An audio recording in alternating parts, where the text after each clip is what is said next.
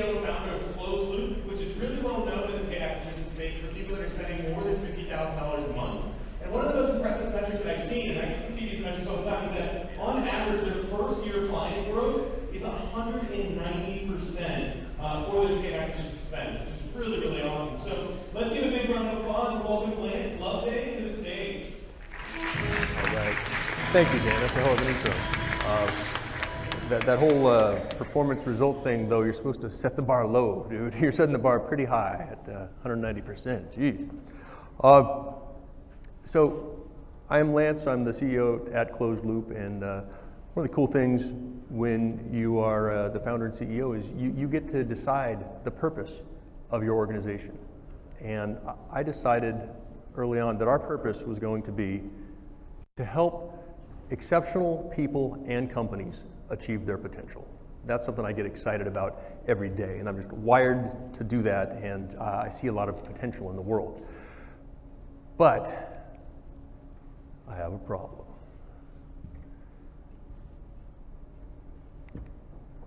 I'm a glass half empty person, and that's at odds with this really, positive purpose that we have, right? And so everyone else in the world is kind of focused on what is and moving incrementally from there.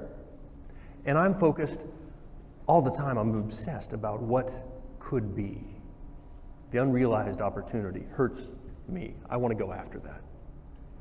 And that process plays itself out again and again as we talk to different advertisers in the industry and we audit their campaigns, and they're focused on where they are, and I'm focused on the potential that they could be achieving. And in some cases, I see way more potential, and I think it's helpful to even think about potential being unlimited. There's not any reason, given the number of variables involved, that there's a natural limit point to how high you can go with campaigns. But that's a difficult conversation to have, and it tests believability sometimes, right? My frustration, though, is that although we know there's a lot of this potential out there in paid channels, by their actions, by not pursuing it, people are essentially saying that they think it's impossible. And I just don't like that word, impossible. I've always been inspired by this quote from Muhammad Ali, and the last part is my favorite bit. Impossible is not a fact, it's an opinion. And if it's an opinion, it can be changed.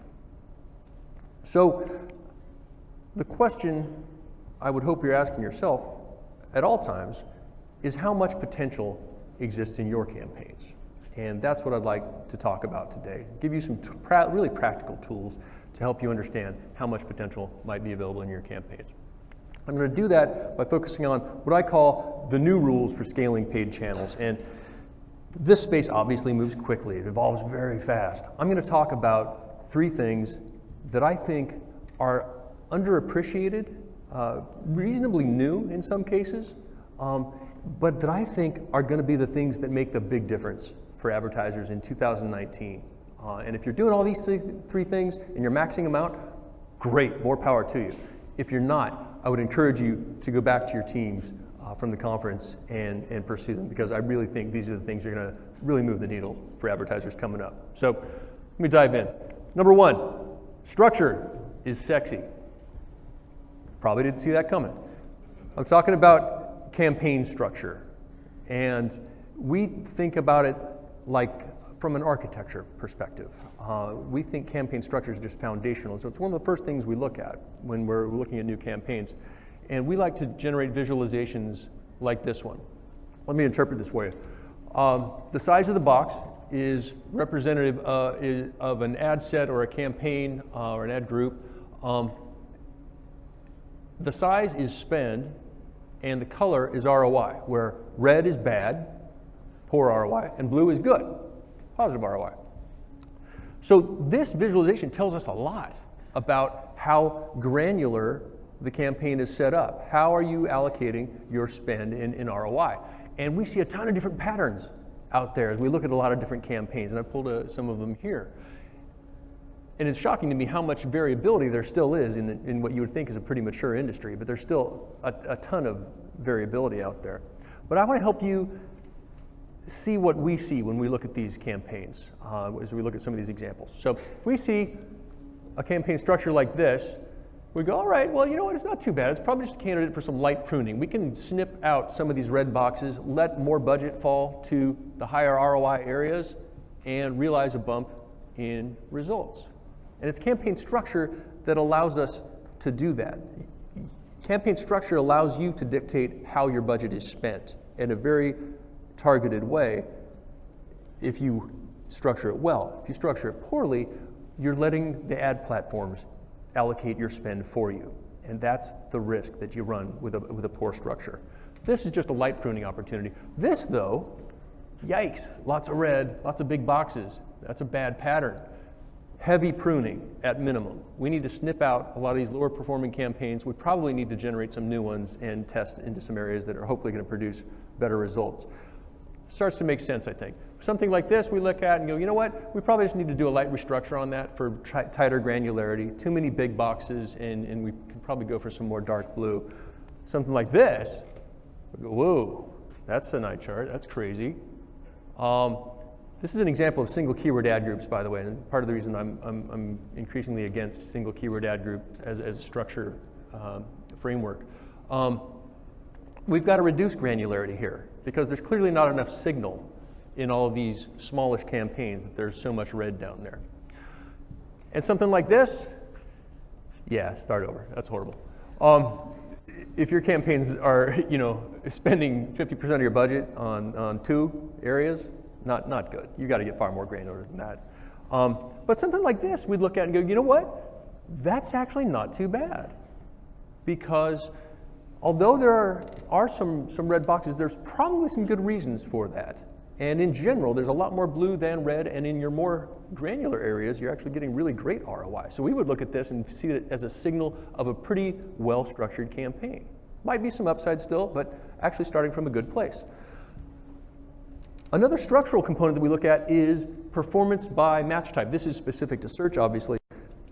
And we think match types are kind of an underutilized lever out there. And we try to aggregate performance by match type. And we often see patterns like this, where the best result you get is on exact match, but it's the minority of your spend. And it kind of drives us nuts, especially if there's room to run. If you've got upside in terms of exact match impression share, why not max that out first if that's where you're getting the best ROI? But to do that, you've got to structure your campaigns to enable that. So that's why I say structure is sexy, because it can unlock a lot of potential for you there. In general, to get at how your campaigns are structured and understand it, you want to correlate a few different data points.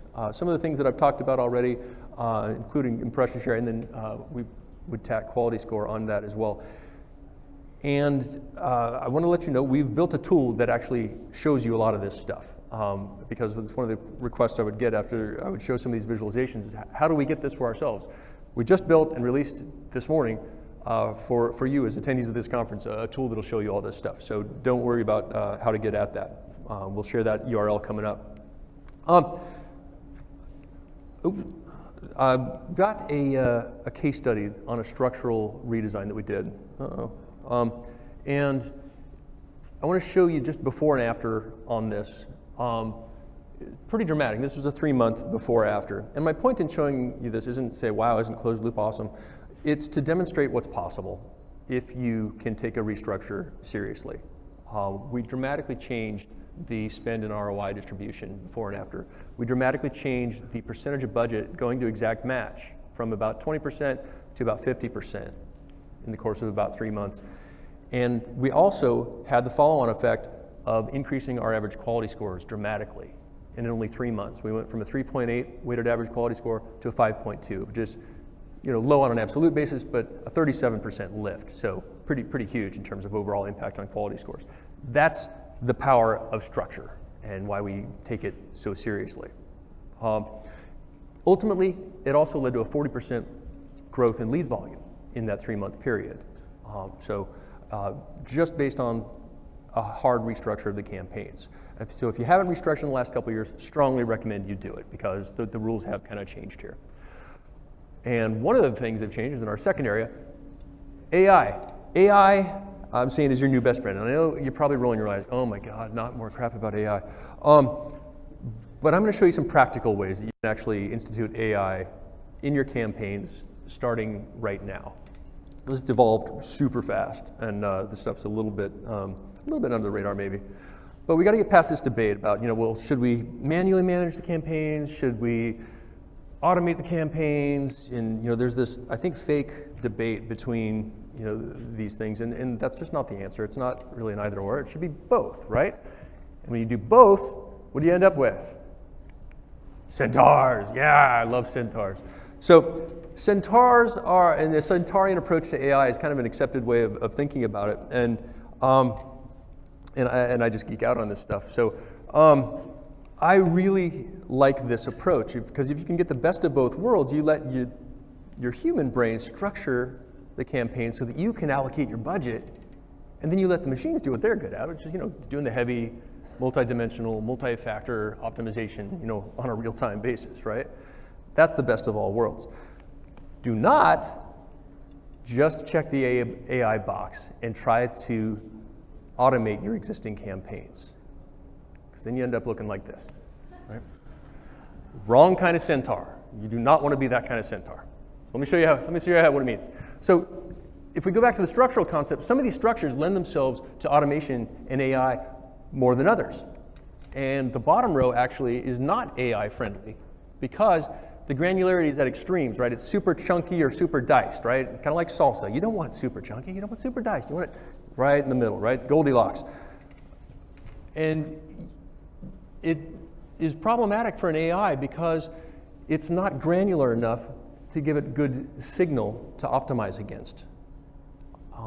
Or in some cases, you don't have enough good performance to be able to give it positive signal. So these are AI unfriendly structures. What's a friendly structure look like? Well, it's when you've got kind of that ideal mid-ground granularity and enough blue or positive ROI for the system to optimize against. So you've got to think about the inputs you're giving to the automation tool or the AI in these cases. And just lastly, between the horse's ass and the badass centaur, the reality is we're going to be in this awkward teenage phase for a while of centaur, and that's the best we can hope for some time. But it's okay, and it is still representative of progression. So it doesn't mean we shouldn't proceed with it. So what does it mean? If we think about it just from a pure bidding and targeting perspective, initially, way back in the day, we had keywords, right? And we could optimize that manually with our human brains, no problem. Then we got some additional forms of targeting, and okay, it's harder, and it's multi-factor now, but we can still do this manually, and we're better at this, and we don't trust these other algorithms. But now, it's just, the universe of signals has expanded exponentially, and it's damn impossible to try to use our wetware here to optimize against so many signals. It's impossible. So there's no choice but to let automation do some of this bidding and budget allocation for you. But you've got to guide it. That's the catch. So there are a lot of different forms of AI that you can utilize, obviously. As relates to advertising, I think bid management makes a ton of sense. These are Google's bid management or smart bidding mechanisms, and they go from sophistication from left to right. They're all pretty good, and that's actually what's really changed, is these AIs have learned at an exponential rate, and they really, really are working well now. Initially, when they launched, we were skeptical and we were getting weird results. The last 6 months especially, it's gotten insanely better. So if you haven't tried it recently, I would encourage you to try these again, because they really work phenomenally well. We did a quick case study recently, and we just scratched the surface. We used the lowest tier of smart bidding, which is enhanced CPC, and we got a 14% lift in 1 month. And this was just a clean cross the entire account increase by virtue of using even just that base level of automation.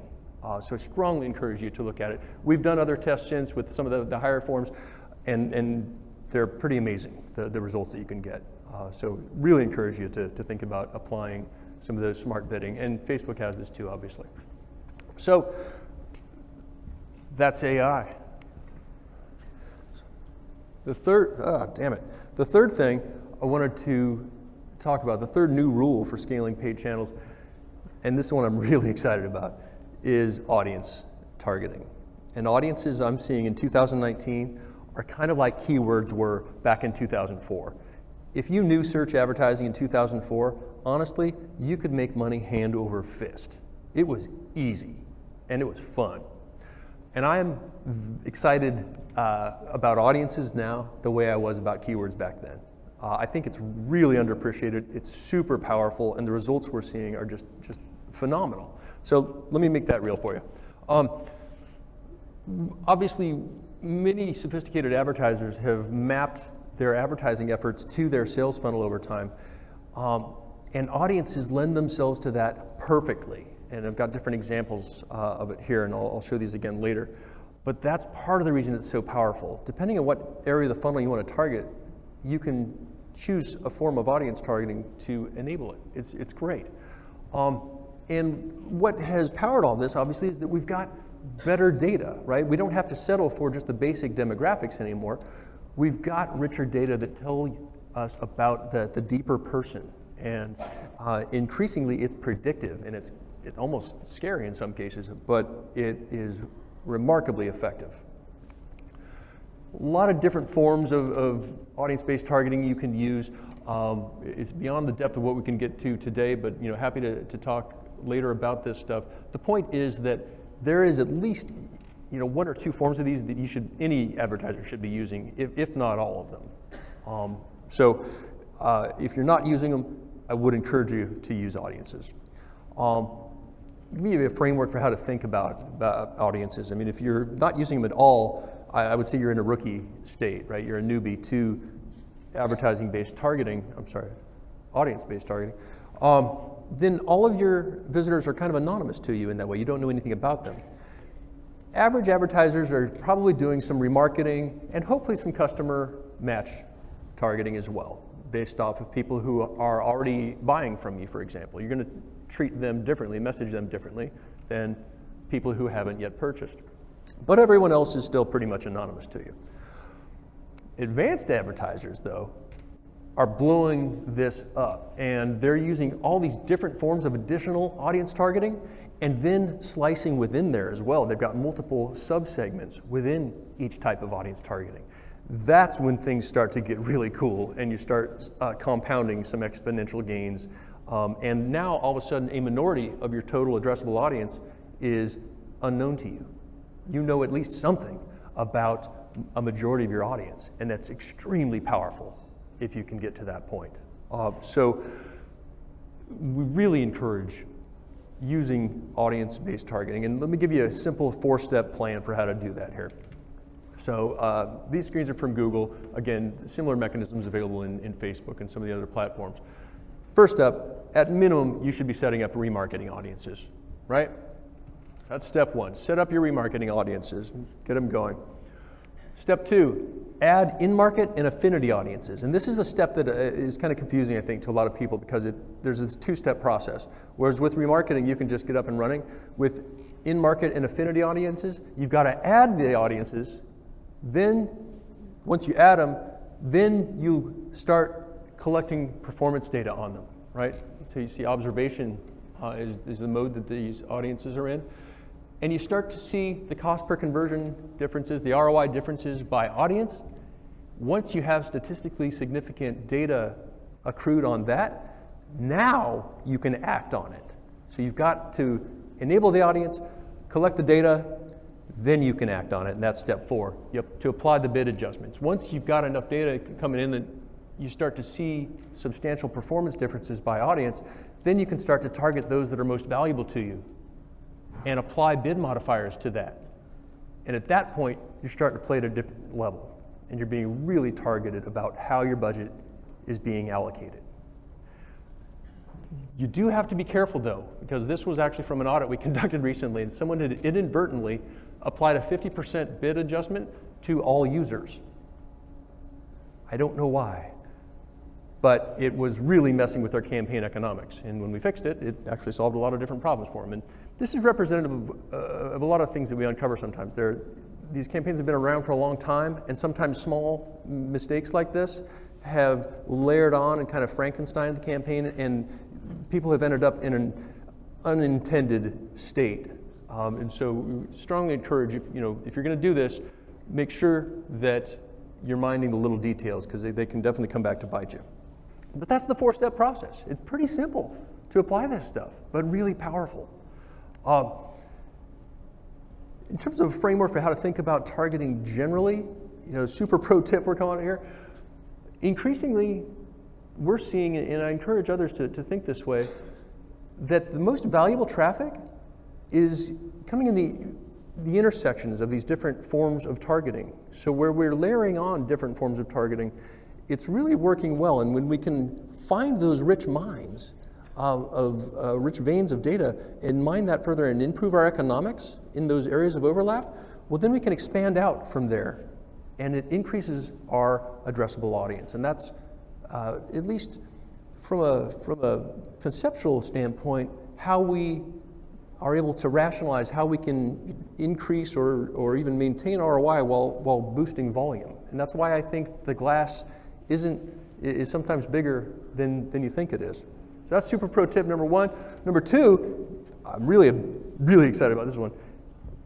If you can be sophisticated enough to pass your audience ID, which the platforms will give you, through to your back-end system, CRM, you can then enable full funnel optimization, and you can do look-backs and say, you know what, that audience ends up having a higher lifetime value than these others, and so I'm going to take that intelligence and build it into my bid and budget management system and be that much smarter and targeted about how I allocate my budget.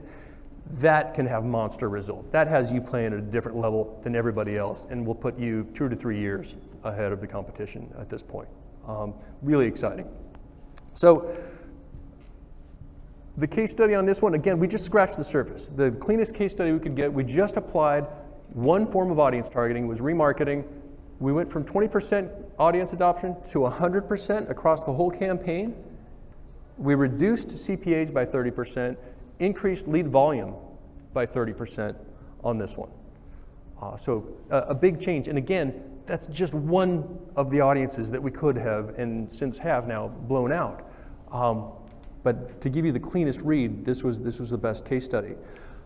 So what if you did all 3 of these things that I've talked about? You'd get a 40% lift from restructuring the campaigns. You'd get a 14% lift by applying that AI bidding. Again, that's just even the base level one. And a 30% lift by layering on audience targeting. And that was just remarketing only. And when you compound those 3 things, you get more than a double of overall performance. So is it impossible? No, not impossible. Quite doable. And that's just, again, 3 things. So we have built this tool. We're calling it a campaign health check, again, that will generate some of the visualizations that I've shown here today. You can access the tool at gmc.closedloop.com. We've got it printed on some cards that are going to be around for you to pick up if you want to just do a quick check on this. It takes less than a minute to run. Really simple, really lightweight, and hopefully will be valuable to you. Please come see us at the booth. We've got Centaurs, we've got Swag, we've got Google in there to answer any questions you have about running your Google campaigns. And I hope that you're able to take all this and fulfill more of your potential. Thank you.